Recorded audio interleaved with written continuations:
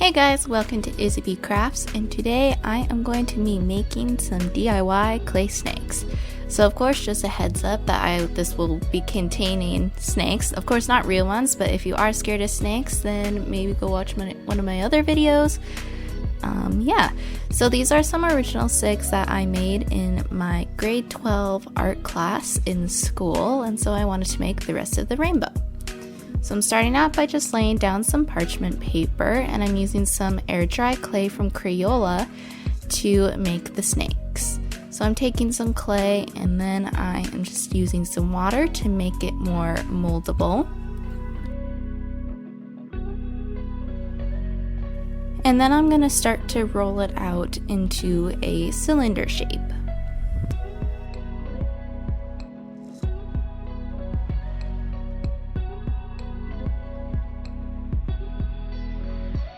Once it starts to get to the length that you want to start to taper it for the tail of the snake.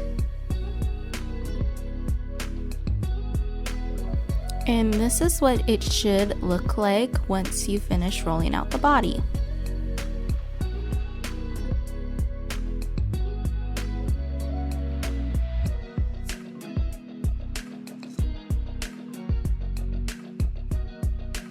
So this is why you want to make sure that your clay is very wet so you can coil the snake up.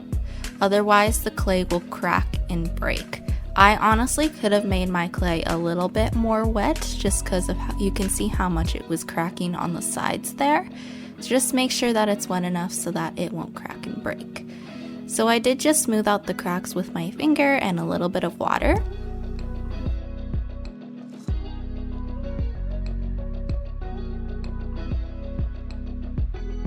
So then I just took a palette knife and cut off a part of the neck to make it nice and flat so I can attach the head. Then I took some extra wet clay and I just took it on a smoothing tool, and I went on the underside of the snake and just smoothed out all the separation between each layer of the coil.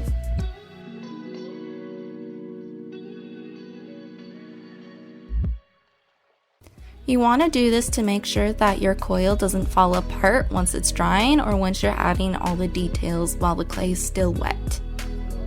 So now I'm taking some more clay and I'm going to be making the head. I started by rolling it up into a ball and then kind of tapering it, and then taking a palette knife and cutting it up into more of a point. I did end up changing the size to fit the proper proportions for the snake. Then I started to taper off the nose of the snake and pointing it upwards to make it a hognose snake. So then I just smoothed out the edges of where I cut off the excess clay.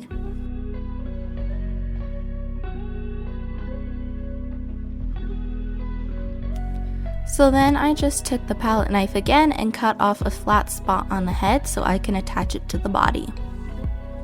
Then I took a toothpick and scored both the body and the head so I could properly attach them together.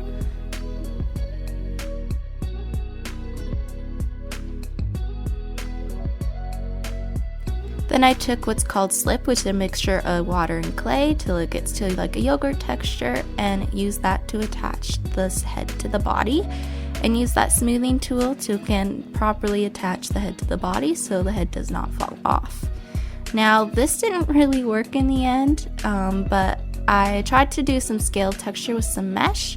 So I just took a bit of water and took that mesh and smoothed it out onto the snake's body.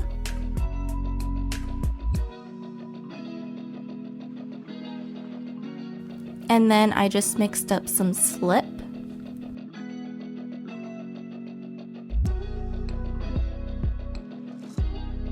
And then I just took a little bit of slip on my finger and smoothed it over the mesh to get that scale texture.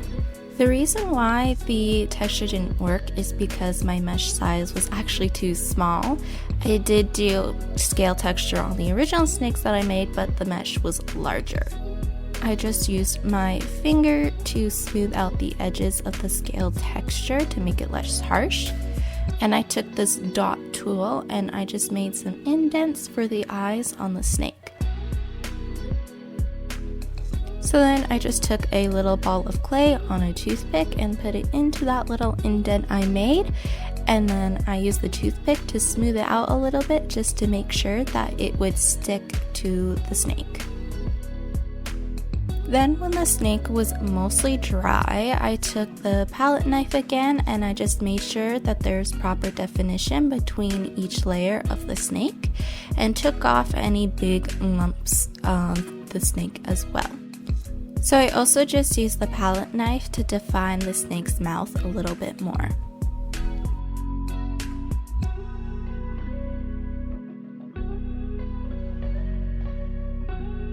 So then I'm just taking some fine grit sandpaper and sanding the snake to make sure that the body is nice and smooth.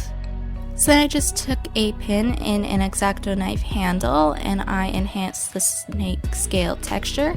I would recommend doing this even if you have a bigger sized mesh. So then I took some gesso, but I'd actually recommend using a thin white paint instead, and painted all the snakes with gesso. But again, I'd recommend using white paint instead, so you wouldn't fill up the indents for the scale texture.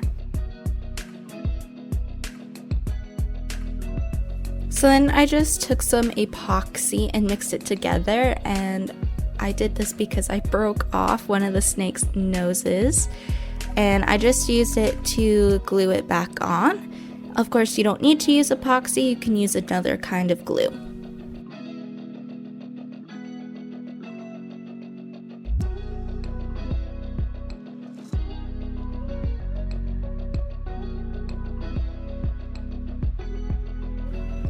Then I started to mix up all my paint colors, and I used a thicker paint, but again, I'd recommend using a thinner paint or watered down your paint so that it's not as thick.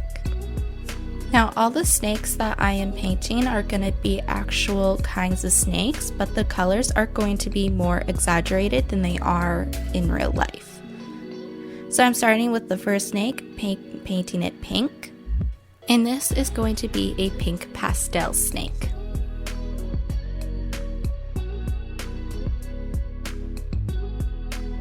This snake I am going to be painting yellow, and it is going to be a yellow albino snake.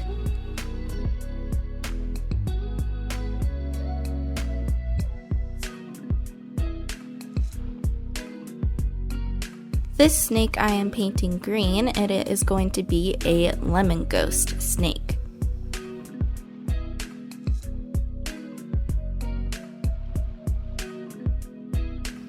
This snake I'm painting blue, and it is going to be a super Arctic lavender or a moonstone snake.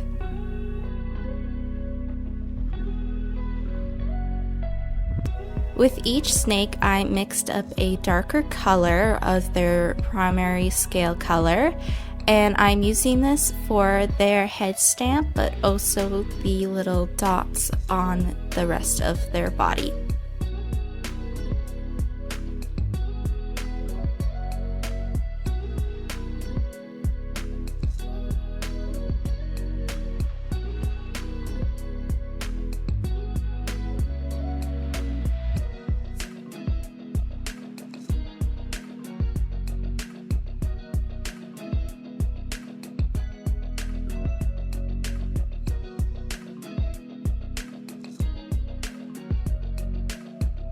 So this is how I painted the spots on the snake's body. I made 2 circles on each side of the snake's body, and then I just attached those circles together in the middle.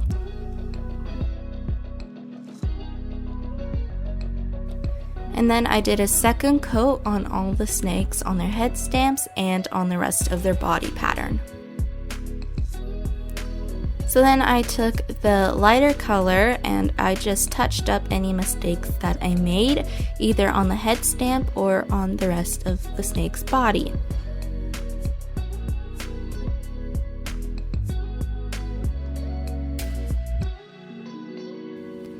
So then I took the lighter paint and I watered it down quite a bit, and I used a damp brush to fade these spots on the snake body to make the spots less harsh.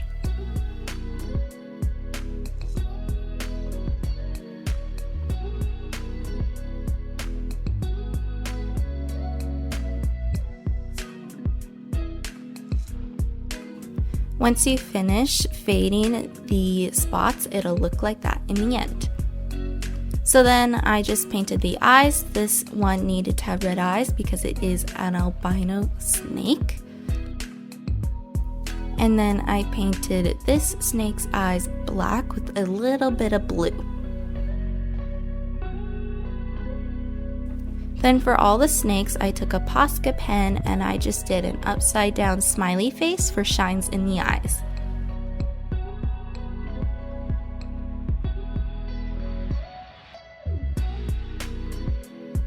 Then I just took the Mod Podge Dimensional Magic and I actually used a brush and painted them on the snakes.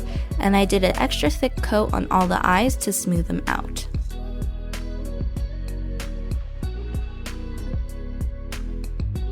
So here are the two original snakes, and then these are all of the snakes that I made in this video.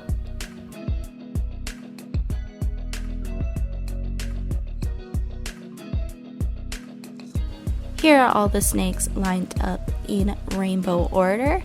I would have to say that I love all of these snakes, but my favorite has to be the pink one. Let me know in the comments down below which one is your favorite. Thanks for watching. Bye!